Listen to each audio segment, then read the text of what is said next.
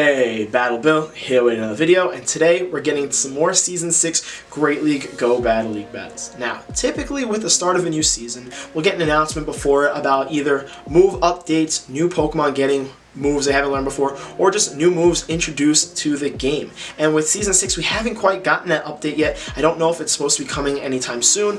If not, then it'll most likely come at the halfway mark in the season, because that's kind of how they announced it, which will be like a month and a half away from now. So, unfortunately, no new Season 6 update moves or move updates to cover, but we do have some move updates that happened right before Season 5 that we never really got a chance to test out in Go Battle League because of the fact that we didn't run any other normal leagues that we are used to in Season 5. Now, before Season 5, Fire typing and Fire type moves got quite a boost, and Fire type Pokemon benefited from it. They benefited in the form of learning either Flame Charge or the quick move of Incinerate. One Pokemon in the Great League meta that gets access, and it's the highest ranked Fire type Pokemon on PvP with access to this move, is Typhlosion. So we put together a little team here to test out Typhlosion with Incinerate, and we're going to see how well it can perform in the Great League meta. I do believe it'll be best served in Ultra League or Ultra League Premier when that does come around, and I'll be sure to give an update video when that time comes. But let's see, it might have a little bit of play. There are some Steel types, might have a chance against Galarian Stunfisk, even though I checked the sim and it really needs to win the no shield or the one shield to have a chance there. But it does have play against Skarmory or potentially running into a Registeel. I'm getting too much into it now. Let's just check out the battles. If you're excited to see how Typhlosion has improved with access to the quick move of Incinerate, please don't forget to like, comment, subscribe, and let's start checking out these battles. As we get into these battles, quick correction, Typhlosion does not win the one shield against Galarian Stunfisk, but that's why we're keeping Typhlosion in the back. It'll give it the opportunity to get a little bit of an energy advantage, and if it's able to sneak in an extra Incinerate by swapping in first potentially, that would allow it to win certain situations that it might not have been able to win before, specifically ones against Galarian Stunfisks. Now, getting to this first match, my opponent safe swaps Scrafty into my Swampert lead against their Mew, and I don't really have a great answer for Scrafty in the back. I could go to Cresselia, but with shields, Scrafty would most likely beat me because I need to land the Moonblast, which would one-shot it, but again, Scrafty has access to Foul Play, which would deal super effective damage to my Cresselia. And then Typhlosion is really glassy, so the goal here is to try and save shields for Typhlosion. Now, this team comp was put together because we needed some tankiness. That's where Cresselia comes in. And we needed some spamminess to get shields like Swampert, which is why Swampert's leading on this team. I do end up swapping to Typhlosion, but again, we're going to learn that's a mistake. And I was also really hoping I can Incinerate down, but after I threw the first one, I knew it was going to require two more, and I knew they were going to get to another charge move, plus those counters were really starting to add up. So I had to throw that Blast Burn. But this wasn't exactly my best play. But luckily, I get to that second Blast Burn one Incinerate quicker than I got to the first one. So I'm able to throw this, which will force their last shields. But unfortunately, again, Typhlosion, extremely glassy. And this is what not to do with Typhlosion. But I promise you, we have some really exciting matches towards the end where I use Typhlosion beautifully, and it just cleans up against some other back lines. So I promise you, you're going to see some amazing play from Typhlosion with Incinerate in this set. This first match, not so much. They throw a Flame Charge here, which doesn't end up taking me out, and that actually ends up being pretty huge because I have a shield. I'm going to shield, and since that Mew has a decent amount of health, I don't want to have to build up all the way to a Moonblast with Cresselia, plus their Shadow Claws would be double boosted from the two Flame Charges. So I shielded. I'm going for this Hydro Cannon. It will take out their Mew, but unfortunately their last Pokemon is a Skarmory, even though it has Steel Wing. So if it was a regular Skarmory with Air Slash, I would have just quit out this match and called it GG, because Skarmory absolutely walls Cresselia. But with Steel Wing, I was like, maybe if I get the debuff, since it takes so much longer for them to throw their charge moves using Steel Wing, I might have a chance based on my opponent's mistake on move sets, because you definitely don't want Steel Wing on Skarmory unless we're doing Flying Cup, and Flying Cup is in the rearview mirror. We don't know if we're going to see it again. Unfortunately, though, I'm not able to get any of the debuffs, and I'm going to lose this match. Typhlosion does not have enough health to come in and incinerate the Skarmory down. Oh no, Typhlosion's dead. Swampert does not have enough health to get to a Hydro Cannon to take out the Skarmory, and the switch timer also didn't run out, so I couldn't try and pull a swap, because that was like my last-ditch effort and what I was hoping I could do. Cresselia does survive that, barely, but this next Moonblast is not going to do enough damage to the Skarmory, and because the switch timer never ran out, I wasn't able to try and pull off a swap. I get I do swap there. I'm going to get Steel Wung down, and then Cresselia is going to come back in and get Steel Wung down also. Steel Wung? What's the correct tense on that one? Either way, first match, GG, lost it. Getting used to it. It's my first time testing out Typhlosion, so you're bound to make those mistakes. I do promise you, after that first match, these next 4 are solid, especially the last 3 where Typhlosion really shows what it could do against a Great League meta. Something you need to consider when you decide to test out Typhlosion. It's a very unique mon to use. It's extremely glassy, and it has access to a 5-turn quick move that not many Pokemon have access to, and it's the only 5-turn quick move in the game. So just kind of being patient with the clunkiness and being careful how you're tapping on the screen while using it is key in having success with Typhlosion. And like I said, in a couple matches, very soon, we're going to see how well it can perform with that clunky quick move. In this matchup, we have a Swampert on Snorlax lead, and again, my goal here is to try and get as many shields from my opponent as possible, and Swampert is doing just that. I got a shield from the Snorlax already. We technically have shield advantage. They're going to get a shield back from me because I'm almost at that Hydro Cannon, and I want to make sure I throw it because if I get it off, I would technically win lead, but I'm also okay with them shielding this because then I'll swap the Typhlosion, and if they have no shields and I have a Typhlosion with a shield, again, if you could put some bulky Pokemon around Typhlosion, and also this is something I didn't realize, I kind of just wanted to commit to the winning lead also, so that's why I also didn't swap. The Snorlax's health was a little low, but if you can put Typhlosion in a situation where it has shield advantage, I feel like you can say this about a lot of Pokemon, but it just hits so hard. Like Incinerate, and then it gets a Blast Burn so quickly. Like, it can decimate if, again, you're using something like Swampert in the front and getting shields the way that Swampert just did. Now, the issue is this team does have some weaknesses. One that I ran into quite a bit outside of this set was Altaria, and another one is this Alolan Marowak right here. I had to immediately swap. My only counter for Alolan Marowak is Swampert, and Swampert's already down. I committed to it in the lead, and I didn't want to switch out after I won lead. Thankfully, they threw a Shadow Ball there, which I don't know why. They're running a quick move of Fire Spin, so they were just better off spamming Bone Clubs, but if my opponent wants to make that play, my opponent's more than welcome to make that play, because after 5 Incinerates is when you're at 2 whole Blast Burns. So that is a lot of damage for only or a lot of energy built up for only 5 quick moves that have gone by. Now, they come in with Azu, and I'm like, come on, commit to the bubble down. Bubble me down. I want to land a Solar Beam here so badly. Imagine beaming with Typhlosion. Unfortunately, we didn't get a clip of it here.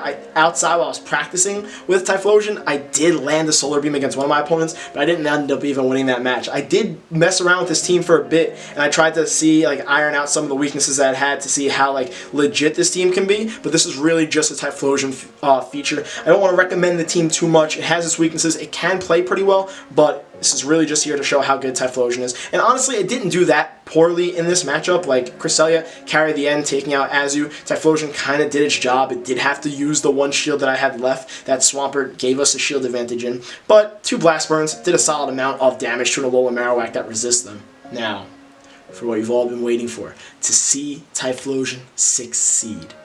Getting into this next match, we're going to have a lost lead. We're going to have Swampert on Rainy Castform, not a positive lead. Goal here is to try and land Sludge Wave, and if I end up losing lead and don't get the Castform low enough, I'm going to obviously have to bring in Cresselia after. But I also wouldn't mind getting the shields. Again, that's the whole key of running Swampert in the lead with its spamminess, trying to get rid of shields. I also didn't know if they would necessarily shield the Sludge Wave. I don't know exactly how this matchup goes. As much as I've used Swampert so much, I haven't run into a bunch of Rainy Castforms where that was the main matchup that I was playing out and learning about. But yeah, so anyhow, I threw the Sludge Wave, they shielded, so I'm like, you know what, I'm going to let Swampert go down, but that Weather Ball didn't take me out, so I'm like, okay, we'll get a little bit of extra chip damage. We'll go for this Hydro Cannon here. It'll be resisted. It'll put Castform at half health. Yeah, just about. And then I can come in with Cresselia and take out the Rainy Castform, but now I have to worry about their back line, which is definitely something I'm concerned about.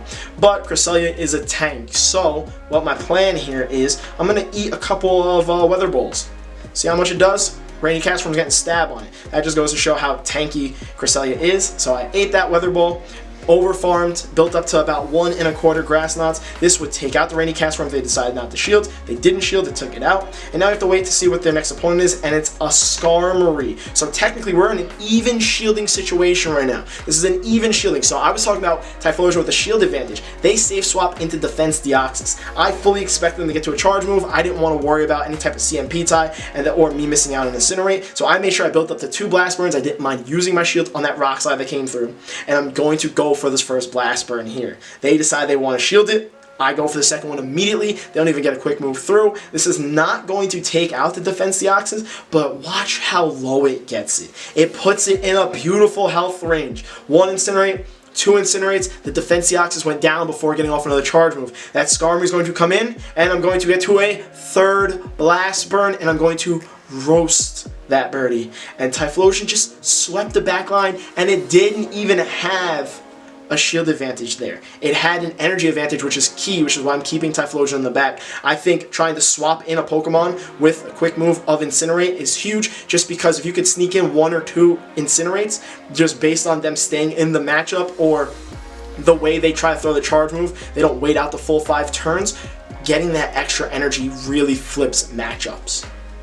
Tell me that last match from Typhlosion wasn't impressive. These next 2 are going to be equally impressive. I really enjoyed using it. It's a lot of fun. It's dealing super high damage with both Incinerate and the fact that it can like spam Blast Burns, and then Incinerate's also chunking.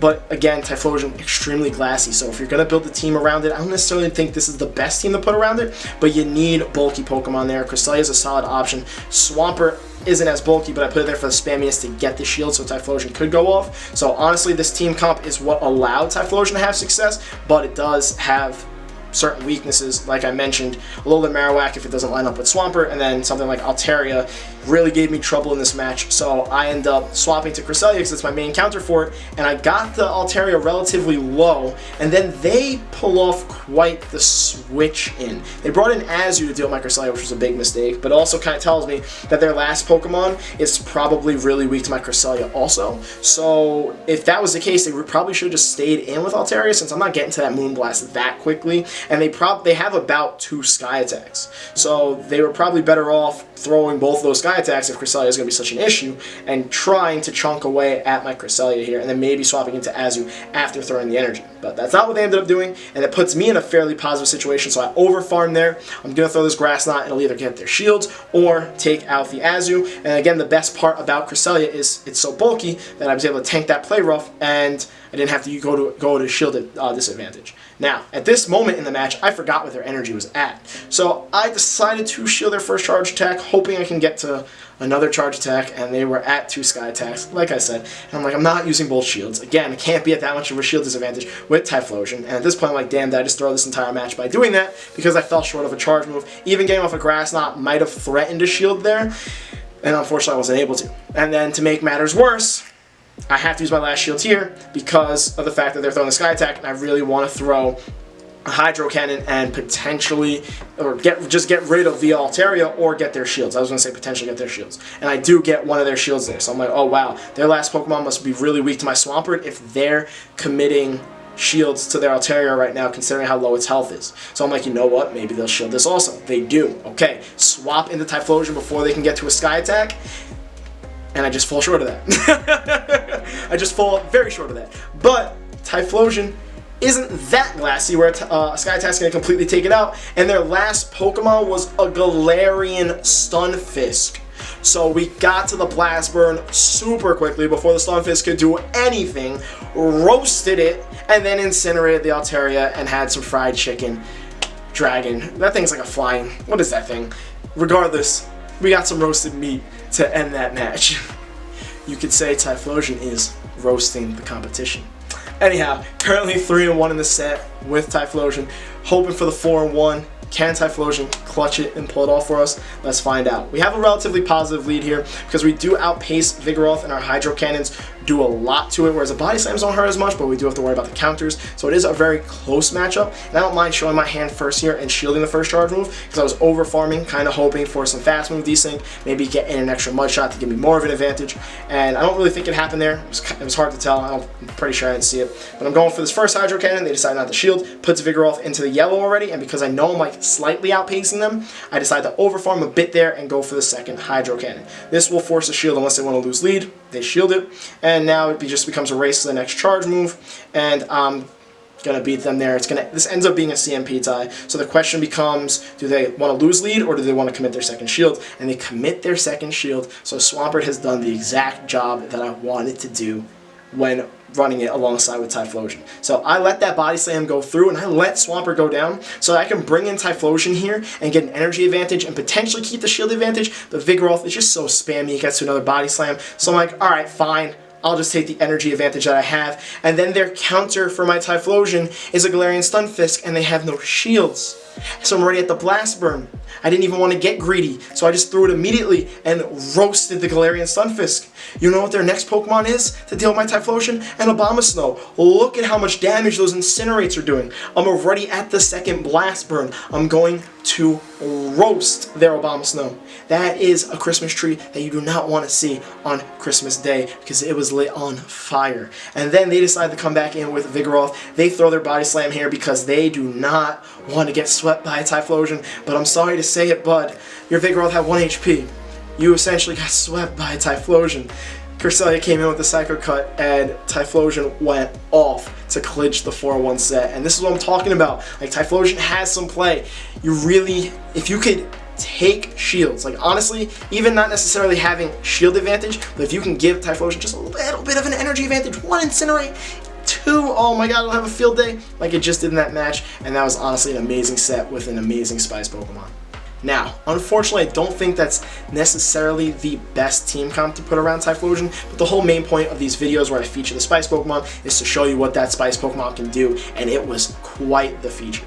If you think there are certain Pokemons that can be substituted in certain spots for either Cresselia or Swampert, do let me know in the comments section. I do believe Typhlosion has some play, and the more I watch through these matches, the more and more I get convinced of it. So I just had so much fun pulling off those matches and pulling off those wins with Typhlosion. There's got to be a bulky / spammy enough team to allow Typhlosion to be put in the right situations to just roast back lines like it just did. But either way, let me know what you thought of the team. Let me know what you thought of Typhlosion, and let me know if there are any other Pokemon you want me to be testing out, because Gen 6 is here. By the time this video comes out, Gen 6 is here. So actually, I'm going to have a field day of Pokemon to be trying out. I'm excited for Chestnut, the final evolution of the grass starter. I heard Diggersby is like mini Groudon for Great League. I'm getting on such a tangent. So, I mean, if there are Gen 6 Pokemon you want to see me feature in a video, let me know in the comments section now, because I'm going to be trying to jump on that as quickly as I can. Other than that, don't forget to like, comment, subscribe, and I will see you guys in the next video.